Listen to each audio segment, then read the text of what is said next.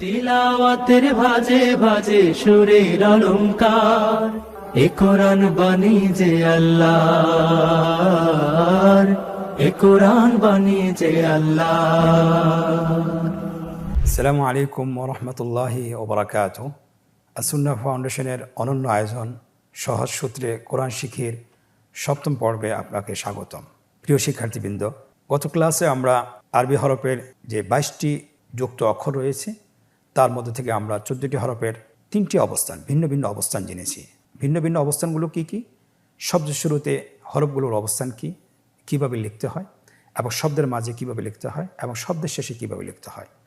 আজকে আমরা বাকি 8টি হরফ, 22টির মধ্যে বাকি 8টি হরফের শুরুর অবস্থান এবং মাঝের অবস্থান এবং শেষের অবস্থান শিখব। স্ক্রিনের দিকে লক্ষ্য করুন। ফা ফা হরফটি আমরা আগেই শিখেছি, কিন্তু ফা হরফটি শব্দের শুরুতে এবং শব্দের মাঝে শব্দের শেষে কিভাবে আসে সেটা আমাদেরকে জানতে হবে। ফায়ের 2টি অংশ, একটা হলো ডানের অংশ আর একটা হলো বায়ের অংশ। হরফটি যখন যুক্ত হয়ে আসে তখন আপনার বায়ের অংশটি অবশিষ্ট থাকে না, বায়ের অংশটিকে কেটে ফেলে দিতে হয় আর ডানের অংশটিকে অবশিষ্ট রাখতে হয়।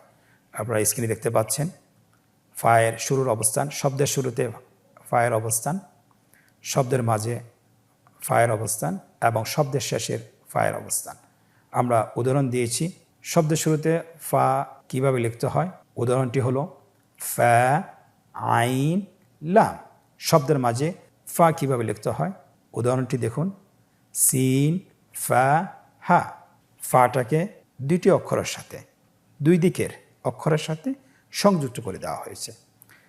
শব্দের শেষের ফা কিভাবে লিখতে হয়, উদাহরণটি লক্ষ্য করুন নুন সদ ফা।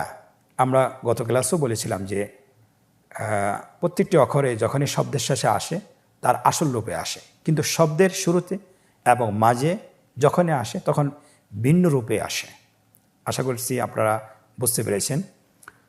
নিচের লাইনটিতে 3টি অবস্থান একসাথে দেখানো হয়েছে, যে ফাটি শব্দের শুরু এবং মাঝে এবং শেষে কীভাবে লিখতে হয়। এখন আমরা লেখাটা প্র্যাকটিস করব। ফার শুরুতে কিভাবে লিখব, মাঝে কিভাবে লিখব এবং শেষে কিভাবে লিখব। স্ক্রিনে দেখুন, শুরুতে শব্দের শুরুর ফা লেখা হচ্ছে এবং মাঝের ফা লেখা হচ্ছে এবং শেষের ফা লেখা হচ্ছে। আলহামদুলিল্লাহ। সম্মানিত দিনী ভাই ও বোনেরা, এখন আরেকটি হরফ শিখব, সেটা হলো কফ। আমরা জানি যে ফায়ের নোক্তা একটি, কিন্তু কফের নোক্তা 2টি। শব্দের শুরুতে কফ কিভাবে এসেছে, শব্দের মাঝে এবং শব্দের শেষে। উদাহরণ আমরা নিয়ে এসেছি। শব্দের শুরুর উদাহরণ কফ ডাল। দেখেন কফটাকে দালের সাথে কিভাবে সংযুক্ত করে লেখা হয়েছে। শব্দের মাঝের কফ, উদাহরণটি হলো বা কফ ইয়া। কফকে বায়ের সাথেও সম্পৃক্ত করা হয়েছে এবং ইয়ার সাথে সংযুক্ত করা হয়েছে। শব্দের শেষের কফ, উদাহরণটি হলো জা হ্যা কফ। শেষের লাইনে 3টি অবস্থানকে একসাথে দেখানো হয়েছে, দেখুন কফ কফ কফ। আলহামদুলিল্লাহ, খুব সহজ। কফ হরফটি আমরা কিভাবে লিখব, ফায়ের মতো, শুধুমাত্র ফায়ের একটি নোক্তা আর কফের 2টি নোক্তা। শব্দের শুরুতে কফ লেখা হচ্ছে, শব্দের মাঝে কফ লেখা হচ্ছে এবং শব্দের শেষে কফ লেখা হচ্ছে। আলহামদুলিল্লাহ, সম্পন্ন হয়েছে। 22টি হরফের আরেকটি হরফ, সেটা হলো কাফ। কাফ হরফটিরও 3টি অবস্থান রয়েছে, শব্দের শুরু, শব্দের মাঝে এবং শব্দের শেষ। আপনারা স্ক্রিনে দেখতে পাচ্ছেন, উদাহরণ সহকারে দেওয়া আছে শব্দের শুরুতে কাফ কিভাবে আসে। দেখুন উদাহরণগুলো। শব্দের শুরুর কাফ, উদাহরণ হলো কাফ নুন, কাফ নুন।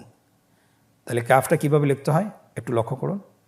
শব্দের মাঝে কিভাবে কাফটা লিখতে হয়, উদাহরণটি দেখুন লাম কাফ মিম। এবং শব্দের শেষের কাফ তার পূর্ণরূপে আসবে, আপনারা দেখতে পাচ্ছেন উদাহরণটি ইয়া কাফ। নিচে 3টি অবস্থান একই সাথে দেখানো হয়েছে, দেখুন কাফ কাফ কাফ। অর্থাৎ এই হরফটি শব্দের শুরুতেও সংযুক্ত হয়ে আসে, শব্দের মাঝেও সংযুক্ত হয়ে আসে এবং শব্দের শেষেও সংযুক্ত হয়ে আসে। এখন আমরা কিভাবে লিখব হরফটি, আপনারা দেখুন শব্দের শুরুতে লেখা হয়েছে, শব্দের মাঝে লেখা সম্পন্ন হয়েছে এবং শব্দের শেষেও কাফটি লেখা হয়েছে এবং একসাথে শব্দের শুরু এবং মাঝে এবং শেষ হরফটি লেখা সম্পন্ন হয়েছে আলহামদুলিল্লাহ। যুক্ত হরফসমূহের আরেকটি হরফটির নাম হলো লাম। লাম হরফটি শব্দের শুরুতে কিভাবে আসে, শব্দের মাঝে কিভাবে আসে, শব্দের শেষে কিভাবে আসে আপনারা দেখুন। শব্দের শুরুর লাম, উদাহরণটি হলো ল্যাম আইন নুন, তাহলে লামকে পরবর্তী অক্ষরের সাথে যুক্ত করে দেওয়া হয়েছে। শব্দের মাঝের লাম, উদাহরণটি দেখুন খ ল্যাম কফ, লামটি মাঝখানে এবং তার পাশে দুইটি অক্ষরের সাথে লামকে সংযোজন করে দেওয়া হয়েছে অথবা সংযুক্ত করে দেওয়া হয়েছে।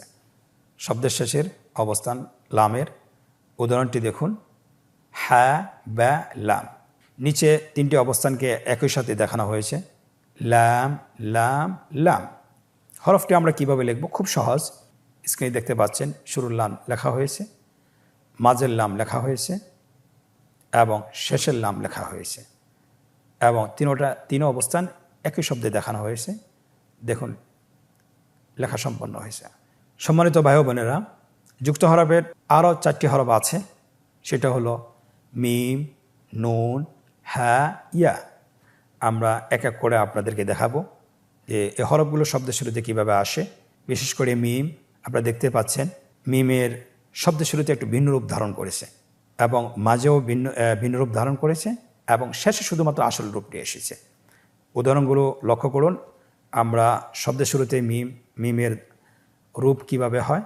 উদাহরণটি হলো মিম লাম কাফ। দেখেন মিমকে পরবর্তী অক্ষরের সাথে সংযুক্ত করা হয়েছে।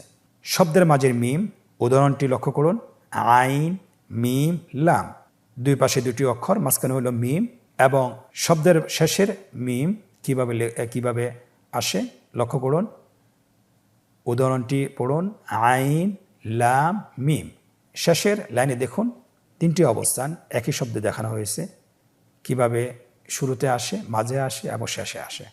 আমরা এখন শিখব যে মিমটি কিভাবে লিখতে হয় শব্দের শুরুতে, মাঝে এবং শেষে। স্ক্রিনে লক্ষ্য করুন, লেখা হচ্ছে শুরুর মিম, মধ্যের মিম, শেষের মিম এবং তিনোটা একসাথে লেখা হচ্ছে, শুরুর, মাঝের এবং শেষের। আলহামদুলিল্লাহ সম্পন্ন হয়েছে, খুবই সহজ। আপনারা চেষ্টা করুন, আপনারা পারবেন ইনশাআল্লাহ। 22টি হরফের আরেকটি হরফ, সেটা হলো নুন। নুন হরফটি শুরুটা কিভাবে হবে? একদম আমরা যদি পিছনের পাঠের কথা স্মরণ করি তাহলে আমরা বুঝতে পারবো। বা যেভাবে লিখেছি একটা রেখা টানবো, কিন্তু উপরে একটা ফোঁটা বসিয়ে দিতে হবে, তাহলে শব্দের শুরুর নুন হয়ে গেল। শব্দের মাঝের নুন, বা যেভাবে লিখেছি, তা যেভাবে লিখেছি, সা যেভাবে লিখেছি, সেভাবে আমরা নুনটাও সেভাবে লিখব, শুধুমাত্র উপরে একটা ফোঁটা দিব। এরপরে শব্দের শেষের নুন তার আসল রূপে আসবে।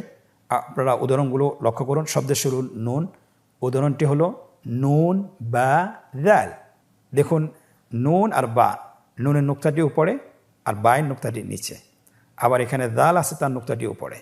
শুধুমাত্র আপনি নুক্তা এবং তার আকৃতি দেখে আপনি বুঝতে পারবেন যে হরফটি কোনটি। শব্দের মাঝে নুনের অবস্থান, উদাহরণটি লক্ষ্য করুন মিম নুন আইন, 2টি অক্ষরের মাঝখানে নুনটি রয়েছে, নুনকে দুই পাশের অক্ষরের সাথে সংযুক্ত করা হয়েছে। শব্দের শেষের নুন কিভাবে আসে আপনারা উদাহরণটি লক্ষ্য করুন নুন হ্যাঁ নুন, 3টি অবস্থানকে একসাথে করে আমরা নুনটাকে দেখানো হয়েছে। দেখুন সর্বশেষ লাইনে দেওয়া আছে নুন নুন নুন। নুন হরফটি আমরা কিভাবে লিখব? খুব সহজ। শুরুর নুনটা কিভাবে লিখবেন?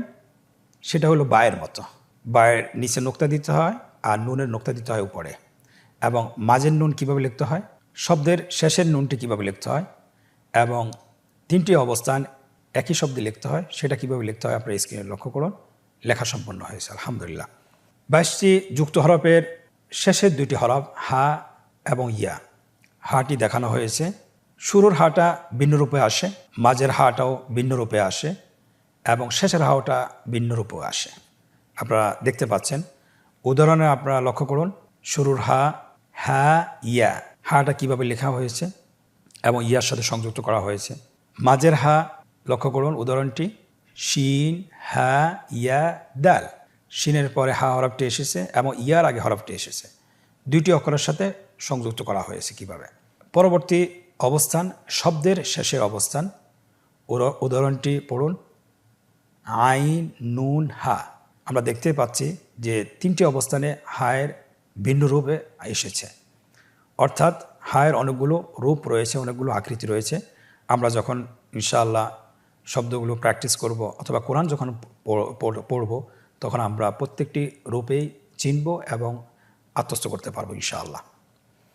হায়ের 3টি রূপ নিচে একই সাথে দেখানো হয়েছে, হা, হা, হা।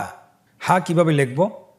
আমাদের বাম পাশের যে কলাম আছে সেখানে শব্দের শুরুতে কিভাবে লেখা হয় স্ক্রিনে লক্ষ্য করুন, লেখা হচ্ছে। শব্দের মাঝে, শব্দের শেষে এবং একই সাথে কিভাবে লিখতে হয়। আলহামদুলিল্লাহ, হা হরফটি লেখা সম্পন্ন হয়েছে। যুক্ত হরফের শেষ অক্ষর, শেষ হরফটি হলো ইয়া। শব্দের শুরুতে ইয়া কিভাবে আসে দেখানো হয়েছে, সেম বায়ের মতো। বায়ের নিচে একটা নোক্তা থাকে, এখানে 2টা নোক্তা হয়ে যাবে। শব্দের মাঝে কিভাবে আসে দেখুন, শব্দের শেষে কিভাবে আসে, পরিপূর্ণ বায়ের মতো। শেষের অবস্থানটি সবসময় তার আসল রূপে আসবে। শব্দের শুরুতে ইয়ার উদাহরণ দেখুন, ইয়া, ওয়াও, মিম। ইয়াটাকে ওয়াওর সাথে সংযুক্ত করা হয়েছে। শব্দের মাঝের উদাহরণ বা, ইয়া, আইন।